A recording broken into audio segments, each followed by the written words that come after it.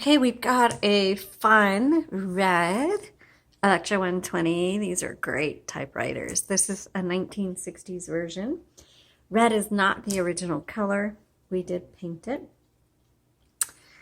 But for those of you who are new to typing, or you're looking for a machine that's a good everyday machine, the Smith Corona electric typewriters, especially the Electras 120, 220, fantastic machines for that. So, and they're good for kids too because they're easy to type. So let me show you around, and I actually have many videos on the Electra 120. So feel free to look through those videos and kind of compare. Obviously they all operate in the same manner, but you'll see they're really consistent, in being just excellent typing machines.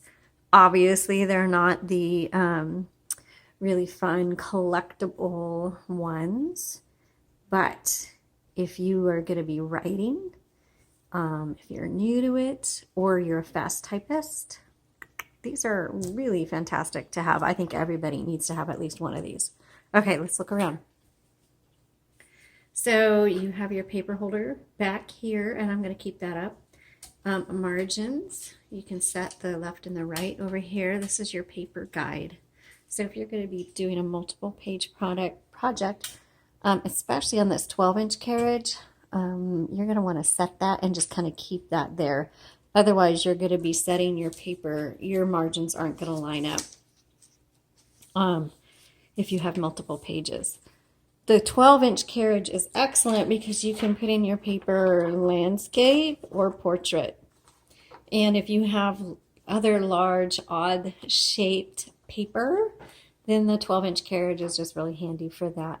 You can use cardstock on your typewriters. That's one of the wonderful things about them. The only thing is, the thicker the cardstock, the more likely it is to actually bend, increase the paper. So once you start getting really thick, then you start running into issues.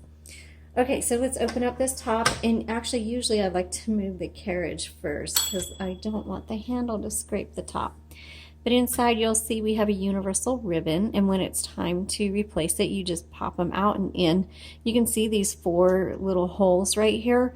On the bottom of this spool, there's a little metal pin that sticks up. You want to make sure that pin goes into one of those 4 holes, and it'll pop down in there. Okay, then you thread the ribbon through, black on top, red on bottom, through these guide wires. There's 4 on this one. This is your ribbon reversal, so if it doesn't auto reverse, then you can come in and manually reverse the ribbon because this ink's going to last you a long time. So when you get to the end of the spool, you'll need to reverse the direction again if it doesn't auto reverse. Now, whenever you see your type get faint or your typewriter suddenly starts acting kind of weird, always stop and check your ribbon. Always, always, always. 99% of the time, it's your ribbon spool that needs to be reversed or it's come out of the guides. Okay, let's go ahead and close that. Color selectors here on the right. This is your power switch right here. Margin release. This is, so let's move this carriage. So when you set your margin, you're going to hear that bell when you get close to your margin, and then the typewriter is going to stop. And it's just going to stop. There's nothing wrong with your typewriter. You just need to hit margin release if you want to keep going. Or really, that's an indicator that you use your return handle and you go to the beginning of the next line. Now, this little lever right here on the left side where it says 1, 2, 3, this will decide whether you want to advance a single line, double line, triple line. Okay? Now, the white handles behind the rollers here, that's your carriage release. All right, let's go ahead and turn this on. Also, with electric typewriters, I like to make sure there's nothing around the carriage. Even though it's not a power return, sometimes with the electric typewriters, the carriage can release and go flying, and you don't want to damage anything. All right, so you insert your paper right here. and then you roll it through. And if it's crooked like this is, then you release the tension right here on the right side with this lever and adjust the paper. There you go. Okay, let's start typing. Oh, by the way, here's your half space. Here's your tab. You can set it and clear it right here. And let's go ahead and start typing.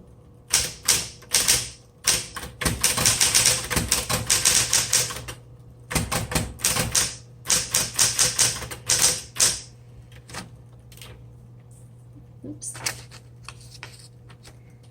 Okay, I don't want it on the triple line. There we go.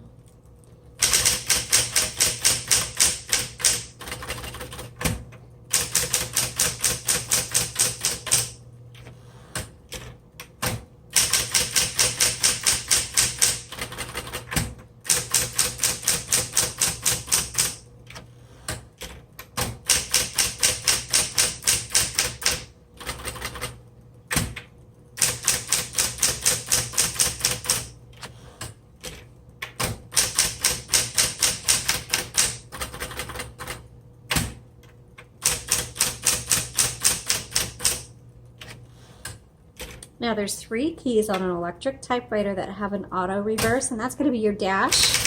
You just hold it down, not auto reverse, what did I say? Auto repeat. X and the period. And that just, I guess, comes in handy for whatever you want. People ask, where's the delete button? There is no delete button. When I make a mistake, I either just go back and type over it. Here's your backspace right here. So I said miss rake on that, so you can either just type over that, or you can go back and just X through and keep going. All right, that's just part of having a typewriter. They do have correction tapes in some office stores, but honestly, just part of typewriting. It's okay, make a mistake, fix it, keep moving. All right, let's keep typing.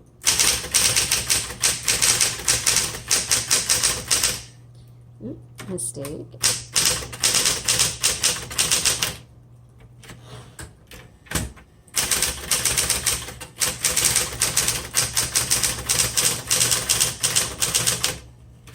Okay, let's try out the red ribbon.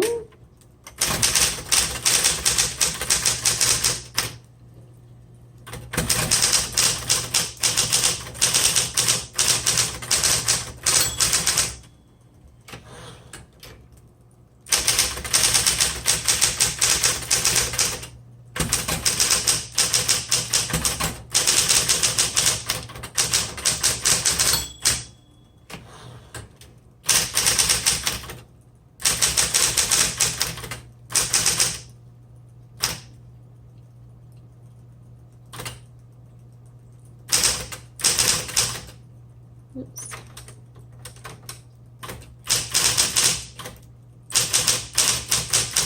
Okay, so I wrote here, this is a great typewriter that's good for those looking for a workhorse of a typewriter, an everyday machine, beginners, kids, longer projects.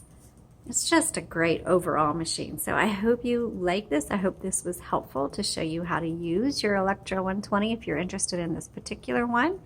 The link to the Etsy shop is in the description below. Thanks so much for watching. Please subscribe, follow us on our social media channels, and have a great day.